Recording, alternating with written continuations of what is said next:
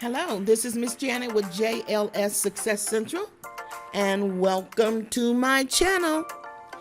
We keep you informed with up-to-date information essential to your business and personal success.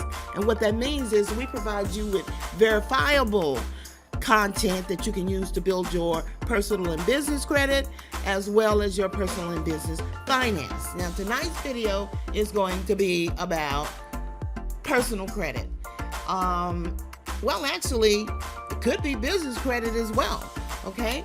But on this channel, I've done at least 3 or 4 videos about pre-approval offers because we really believe in the pre-approval, pre-qualification process. We believe that whenever possible, you only apply for credit with issuers or banks, financial institutions, credit unions that invite you to participate in a pre-approval or pre-qualification process. Now, but even with the credit card pre-approval, you still can be denied. Now, we all know this. It's the elephant in the room, and I want to talk about it tonight, okay? Now, this article comes from Finance Globe, Financial Resources and Tools, and this article was written in 2012, January 2012, but it's still, the information is still relevant today, okay? Yeah, this is invaluable information. I'm going to put the link in my description below because I'm not going to go through every word, every paragraph, and you can read it at your own, when you have time, okay? All right, here we go. Even with the credit card pre-approval, you can still be denied. Oh, that is so disappointing.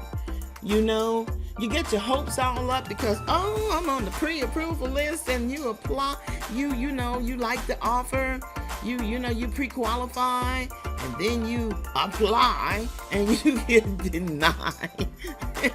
Or you get less than what you thought you were gonna get. Several years ago, I applied. They said I qualified for up to $7,500, so I did a pre-qual. No skin off my back. It's not gonna affect my personal credit score. There's no hard inquiry, but I'm just thinking I'm gonna get this $7,500. Child, when it came back, I qualified for $1,200, and I wasn't a good steward of, I wasn't a good steward of my money or credit back then, but I didn't even want the $1,200. I was so disappointed, and I didn't take it. It was worth the hard inquiry. I'd rather have the hard inquiry than them not give me my $7,500 they told me they was going to get. You have to read the fine print. It did not say, Janet, you're going to get $7,500. It said you're pre-approved for up to $7,500. So $7,500 could mean anything from $100 all the way up to $75. In my case, it was $1,200. So I was disappointed. And then other times I've applied. I went through the pre-approval process. Oh, you're perfect for this. You're perfect for this. And then I apply, and they're like, nah, no, nah. You're not who we're looking for. So let's talk about how this pre-approval offer works. And I know I'm not alone what I just shared with you. I know many of you have gone through this. But it's time for us to discuss the elephant in the room.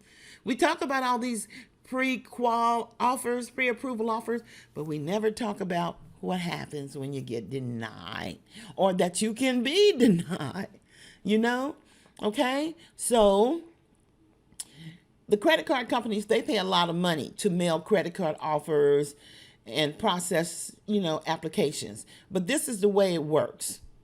One of the ways credit card issuers get this list, is through one of their credit bureaus. This list means they will send a set of criteria to the credit bureaus, and the credit bureaus will then provide them with a mailing list. Okay? Now, since credit unions have your credit information, actually they have it on nearly every consumer who's ever had some type of credit account. So they're a great I guess what you say, great resource for credit card issuers seeking a new customer base. So this is where it gets good here. Here's some examples of the criteria.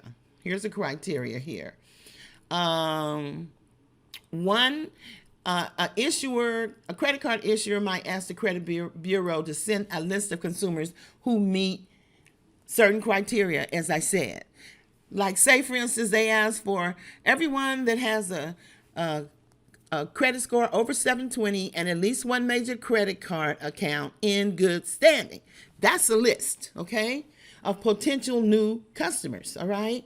Or the credit card issuer may ask, here we go, or the credit card issuer may ask or may give the credit bureaus a list of consumers and ask the bureau to narrow the list based on certain criteria.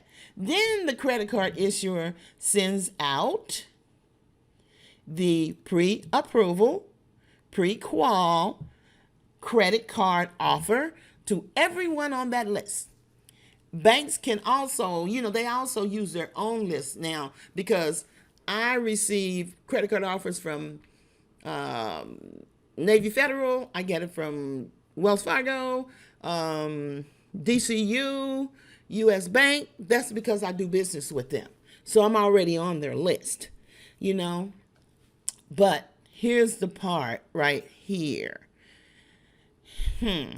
Once you receive the offer, okay, now once you receive the offer and you go through the pre-qual process, and they offer you, let me back up. Once you go through the pre-qual process and you look like a decent fit, then you'll receive an offer. And if you apply for that pre-approved credit card, now the credit card issuer can probe deeper into your credit history and other qualification factors to decide whether to approve your application or not. Because you're giving them permission to go into your credit profile and dig in there and see what they like and see what they don't like. And if you still meet their qualifications, then you'll be approved. However, you could be denied if there's negative information on your credit report, or you don't meet another criteria, like a minimum income, for example. So it's possible to be denied. Here we go. It's possible to be denied for the specific credit card offer you responded to, but approved for a different one, like I said before. For example, you may get an offer for an 18-month 0% introductory rate, but instead qualify for a 9-month 0% introductory rate. Okay? Now let's talk about, of course, pre-approved offers don't impact your credit score. Pre-qual, that's a soft pull. They don't impact your credit score. Okay? Now, let's talk about the denial. Okay? Explanation of a pre-approved offer denial. I'm going to slow down on this, okay? Credit card issuers are required to tell you why you were denied for a credit card and automatically give you a free credit score when your credit score was a factor in the decision. Now, see, I didn't know that. Now, you're also entitled a free copy of your credit report when your credit history was the reason for the denial. Now, I knew about that because I got plenty of those letters. Now, it says you're responsible for requesting this free credit report within 60 days of being denied. Now, this free credit score and credit report disclosure rules apply whenever you make a credit-based application and you're turned down because of your credit history. Okay? So I'm going to put the link to this website in my description, because there's a lot more information in here. And you know what? Again, we talk about all these pre-approval offers, but we never talk about, you still can be denied, and what it feels like to be denied, and why you were denied, and how they even got your name in the first place. But anyway, this is some good stuff. You need to check it out. Hey, this is Miss Janet from GLS Success Central. If you like this type of content, press the like button, leave me a comment, and if you haven't done so thus far, please subscribe to my channel because I just want to grow with you. I'm building my business credit score. My done score is just going up. My personal scores are going up, and I just want to share information that's helped me in hopes that it can help you. Let's take this journey together. If you haven't subscribed, subscribe. Check in with me. Okay? So, again, this is Miss Janet with GLS Success Central. I'll see you in a couple of days. Grace and peace. Miss Janet out.